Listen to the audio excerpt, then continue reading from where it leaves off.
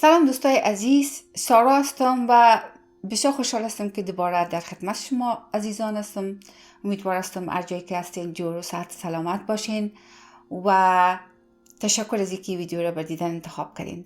موضوع ویدیو امروز ما در مورد شناخت هد وایس و چست وایس است.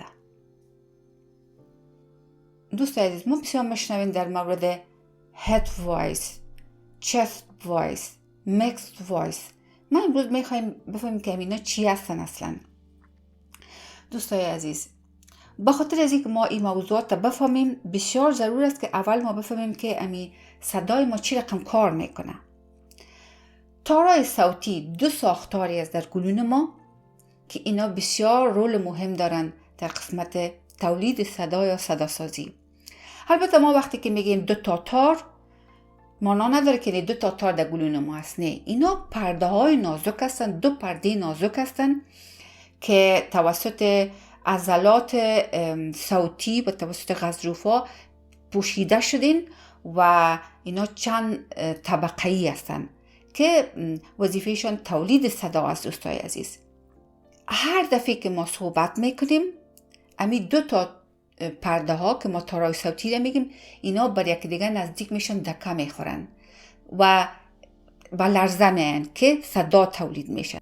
اگر ما نوت لا را بگوییم، از این که دو ری می فا سول لا سی دو، نوت لا را وقتی که ما میخوایم یا نوت ای را، امی دو تا تار صوتی 440 بار در ثانیه با یک دیگه خود دکه میخورن.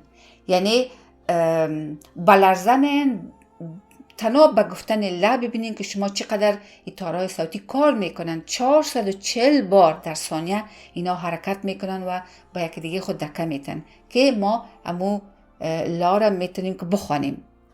اما طور اینا فکر کنین که ما وقتی گپ میزنیم یا آهنگ میخوانیم چقدر این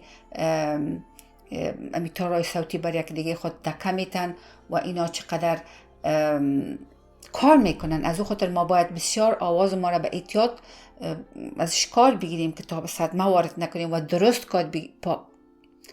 کار بگیریم که صدای ما خراب نشه، تارای صوتی صدمه نبینه. از این خاطر است که تمرین صدا به شکل درست باید صورت بگیره. در غیر از اون میتونیم به بسیار آسانی ما امی پرده ها یا تارای صوتی را خراب کنیم، صدمه وارد کنیم.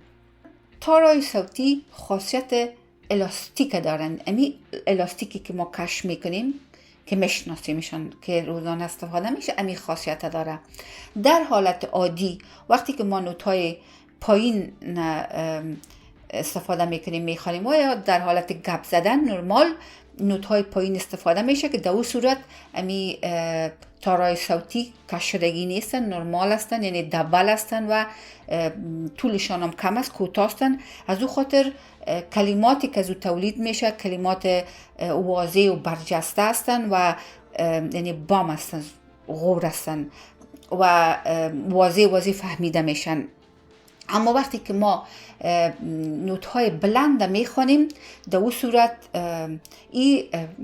مثل از که لاشته که ما وقتی که کش میکنیم، وقتی ما کش هم نازک میشه و هم دراز میشه، وقتی که شور میتیشه تر یک رقم صدای نازک ازش میاد. همین چیز در تارای صوتی هم است. وقتی که ما نوت‌های بلند میخوانیم اینمی صدایی که میبرایه این هد وایس است و یعنی صدای نازک است و صدایی است که باریک و نازک و سبک است و تو فکر میکنی که هوا در ما بین صداست. دیگه اینی وقتی که ما نوت‌های بالا را میخوانیم به نام هد وایس یاد میشه.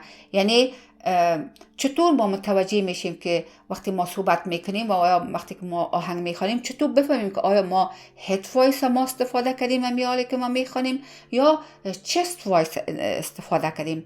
ما یک تمرین بسیار ساده ای است که وقتی ما گپ میزنیم دست خود بروی سینه بگیریم. اینطور مثلا مالی که گپ میزنم این چست وایس است، به خاطر از اینکه دست ما لرزه احساس میکنه. یعنی اینجا که ما گپ میزنم من لرزه احساس میکنم با توسط دست خود. از اون خاطر وقتی که ما همچون آهنگ میخوانیم، ما وقتی که دست خود اینجا بگیریم، وقتی که دیدیم که دست ما لرزه احساس میکنه بفهمیم که ما چست وایس خود ما استفاده کردیم. وقتی که ما دست ما اینجا است، مثلا دست به سر سینه است، ما از هد وایس میخوانم و ما احساس میکنم که میبینم، متوجه میشم، شما میره تمرین کنین که دست ما دیگه لرزه نمیکنه، یعنی ما در سینه خود هیچ لرزه را تجربه نمیکنیم. شما ببینیم اگر بگم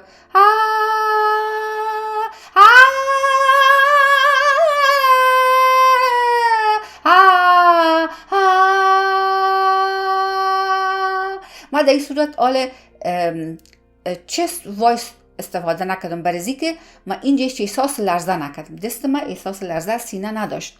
و برعکسش شما وقتی که هد وایس میخوانین یا استفاده میکنین، وقتی که شما دستتون با پشت گردنتون بگیرین، شما وقتی که هد وایس یعنی استفاده کنین، لرزه که دستتون احساس میکنین در پشت گردنتون است، یعنی دست خود با پشت گردن خود بگیرین و هد وایس استفاده کنین.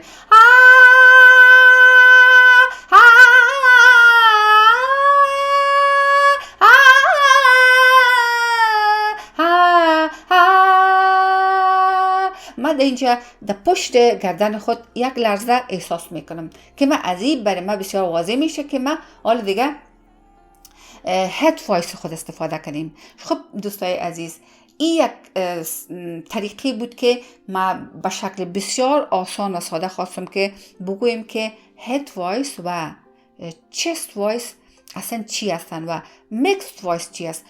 وقتی که ما از چست وایس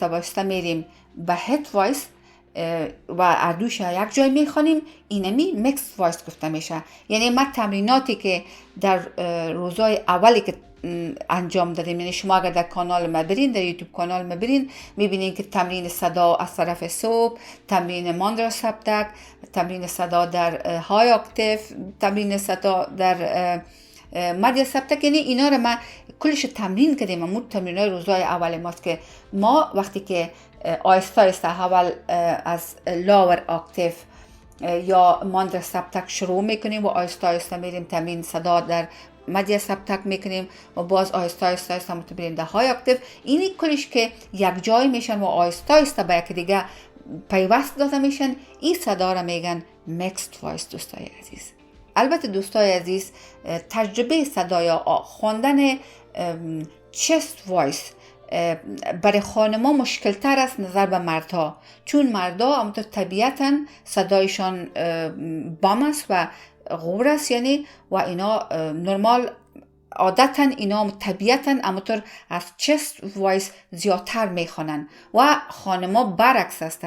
برای خانما خواندن از چست، از سینه آسان نیست دوستای عزیز، ولی بسیار مهم است که ما باید است که از سینه تمرین داشته باشیم، بخونیم و همیشه هد وایس نخونیم.